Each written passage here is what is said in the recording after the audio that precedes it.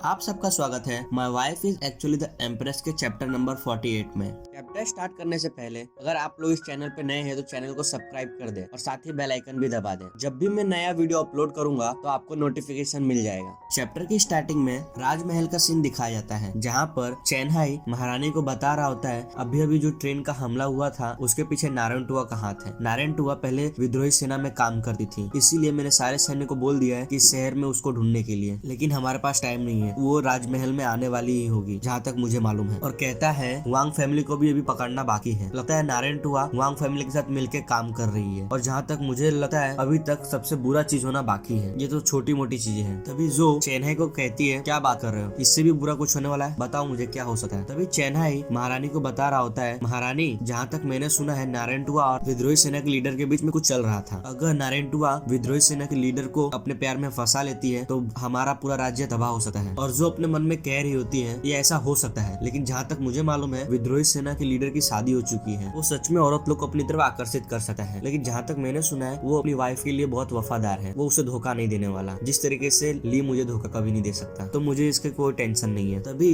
महल के गेट पे किसी ने हमला कर दिया होता है, और जिसने हमला किया होता है वो दरवाजे को तोड़ के अंदर आ रहा होता है। तभी चेन्नई चौकन्ना हो जाता है और वो महारानी को कहता है महारानी आप मेरे पीछे आ जाइए, कोई हमें मारने के लिए आया है। तभी नेक्स्ट सीन में दिखा जाता है जिसने दरवाजा तोड़ा होता है वो नारायणटुआ होती है और कह रही होती है तो तुम नई महारानी हो, तुम काफी ज्यादा सुंदर हो। तभी चेन्नई चिल्लाते हुए कहता है तुम्हारी हिम्मत कैसे राजमहल में घुसने की, तुम यहाँ अंदर तो आ गई लेकिन ऐसे जिंदा बाहर नहीं निकल पाओगी। और चेन्नई अपने मन में कह रहा होता है मैं कितना लापरवाह था, मैं महारानी की सुरक्षा के लिए हूँ लेकिन तो भी यहाँ पे अपराधी लोग घुस जा रहे हैं। अगली बार से मैं ये गलती कभी नहीं करूंगा, महारानी को मुझे बचाना ही है। तभी महारानी कहती है तो तुम ही नारायणटुआ हो जिसे नॉर्थ की प्रिंसेस शॉर्ट कहा जाता है, क्या तुम्हारे उधर के सारे लोग ऐसे ही बदतमीज है जिसे ये भी नहीं मालूम महारानी को किस तरीके से मिला जाता है। तभी नारायणटुआ महारानी को कहती है मुझे कोई जरूरत नहीं है तेरे से अच्छे बात करने की, मैं यहाँ पे सिर्फ ये देखने आई हूँ कि तुम्हारे और मेरे विद्रोही सेना के लीडर में कितना डिफरेंस है। जहाँ तक मैं तुझे देख रही हूँ तो मेरे विद्रोही सेना के लीडर के पास आसपास भी नहीं भटक सकती, तुझे महारानी रहने का कोई हक नहीं। तभी महारानी हंसते हुए नारायणटुआ के मुंह पे कहती है अगर तुम कह रही हो कि वो इतना ज्यादा ताकतवर था वो तुम्हें छोड़ के यहाँ पे आ गया, इससे पता चलता है कि तू विद्रोही सेना के लीडर के लिए अच्छी नहीं थी। ये सब सुन के नारायणटुआ को बहुत गुस्सा आ रहा होता है, और नारायणटुआ महारानी को कहती है ये तो बस थोड़े देर के लिए था, मैं उसे जरूर ढूंढ के निकालूंगी, जब मैं वो उसके साथ आऊंगी तो तू मेरे कदमों पे गिर के भीख मांगेगी अपनी जान। तभी महारानी हंसते हुए कहती है तुम ये सिर्फ विद्रोही सेना के लीडर के लिए नहीं कर रही हो, तुम ये इसलिए कर रही हो कि तुम उससे प्यार करती थी। तभी नारायणटुआ शर्माते हुए कहती है मैं उससे प्यार नहीं करती, मैं बस उसकी बहुत इज्जत करती हूँ। तभी जो अपने मन में कह रही होती है लगता है नारायणटुआ और विद्रोही सेना के लीडर के रिश्ते कुछ ज्यादा ही अजीब है। अगर मैं विद्रोही सेना की पत्नी होती तो मैं उस मौत के घाट उतार देती, उसकी हिम्मत नहीं होती मेरे साथ धोखा करने की। तभी बहुत सारे सैनिक आ जाते हैं और वो लोग कहते हैं हमें महारानी की रक्षा करनी होगी, विद्रोही सेना को हमें मारना ही होगा। तभी नारायणटुआ कहती है ये लोग बहुत जल्दी आ गए, अब ये लोग इधर आ गए तो मैं यहाँ से जा रही हूँ, हम लोग बाद में मिलेंगे। तभी वो वहाँ से चली जाती है, और चेन्नई अपने मन में कह रहा होता है अगर मैं महारानी को इधर रक्षा नहीं कर रहा होता तो मैं जरूर उसके पीछे जाता। तभी महारानी चेन्नई को कहती है अब से पूरा राज्य लॉकडाउन में रहेगा जब तक कि विद्रोही सेना के लोग और हुआंग फैमिली जड़ से न खत्म हो जाए। तभी चेन्नई कहता है जैसे आपका हुक्म महारानी, और महारानी कहती है और हमें विद्रोही सेना के लीडर को भी मारना होगा। नेक्स्ट सीन में दिखाया जाता है ली को एक छींक आ रहा होता है और कह रहा होता है कौन मुझे इतनी बुरी तरीके से याद कर रहा है, जरूर मुझे जो याद कर रही होगी। और अपने मन में कह रहा होता है मुझे वांग फैमिली के बारे में पता करना है कि वो आखिर लोग हैं कहाँ, पर लगता है बहुत लेट हो गया है, मुझे घर पे जाना होगा। और कहता है अभी वो लोग इतनी देर से बाहर नहीं निकले तो जरूर लोग छुपे हुए हैं, और वो लोग ये नहीं चाहते कि उनके बारे में किसी को पता चले, इसीलिए वो लोग अभी कर रहे नहीं है, ये सारा काम वो लोग विद्रोही सेना से करवा रहे हैं। नेक्स्ट सीन में दिखाया जाता है एक बड़ा सा धमाका होता है। तभी बहुत सारे लोग वहाँ पे जाते हैं और कहते हैं वहाँ पे बहुत सारी लड़ाई हो रही है, विद्रोही सेना के लोग बहुत सारे लोगों को मार रहे हैं। तभी ली खुश होकर कहता है मुझे लगा था मैं वो लोग को ढूंढ नहीं पाऊंगा, लेकिन ऐसा लगता है कि वो लोग मेरे सामने खुद चलकर आ गए, अब मुझे वो लोग को सबक सिखाना ही होगा। तभी सायन कह रहा होता है कमजोर सबके सब कमजोर है, क्या इस राज्य में कोई भी ताकतवर नहीं है जो मुझसे लड़ सके। तभी ली वहाँ पे आ जाता है और कहता है क्या तुम ही हो जो ट्रेन के साथ यहाँ पे आए थे। तभी सायहान हंसते हुए कहता है लगता है तुम्हारे पास बहुत अच्छी आंखें हैं, तुमने मुझे पहले ही पहचान लिया, क्या तुम्हें मेरे साथ लड़ाई करना है। और अपने मन में कह रहा होता है इसको देख के ऐसा लगता है कि इसके पास कोई पावर ही नहीं है और ये भाग भी नहीं रहा है, क्या ये इधर मरना चाहता है। हंसते हुए कहता है तुम गलत समझ रहे हो, मैं इधर तुम्हारे साथ लड़ाई करने नहीं आया हूँ, वैसे भी बहुत रात हो चुकी है, अगर हम लोग इधर लड़ाई करेंगे तो हमारे आस पड़ोस वाले लोग जाग जाएंगे। तभी सायहान हंसते हुए कहता है तुम मुझे रोकना चाहते हो, तुम एक कचड़े हो कचड़े, क्या तुम्हारे पास इतनी काबिलियत है जो तुम मुझे रोक सको, और मुझे ऐसा लगता है कि तुम मुझे जान मुझे गुस्सा दिला रहे हो कि मैं तुझे मारूं। नेक्स्ट में दिखाया जाता है ली एक जोरदार पंच मार दिया होता है, लेकिन तभी सायन अपना कुल्हाड़ी आगे कर देता है और वो सारा पंच उस कुल्हाड़ी पे लगता है। ली हंसते हुए कहता है तुम बहुत तेज हो और मेरा एक पंच की ताकत तुम्हारा ये हथियार उठा सकता है, बहुत अच्छी बात है। तभी सायन हंसते हुए कहता है मेरा जो कुल्हाड़ी है वो बी हुआंग डिवाइन लोहे से बना हुआ है, वो इस दुनिया का सबसे मजबूत लोहा है, ये तो बस एक चमत्कार है, तेरा हाथ अभी तक टूटा नहीं, वरना कब का टूट गया होता। तभी सैनहाई अपने मन में कह रहा होता है कितना खतरनाक पंच था, अच्छा है कि मैंने अपना कुल्हाड़ी सही टाइम पे आगे कर दिया, वरना मेरा क्या होता। और आखिर है कौन, और उसका शरीर पूरा कांप रहा होता है उस ली के एक ही पंच से। तभी ली कहता है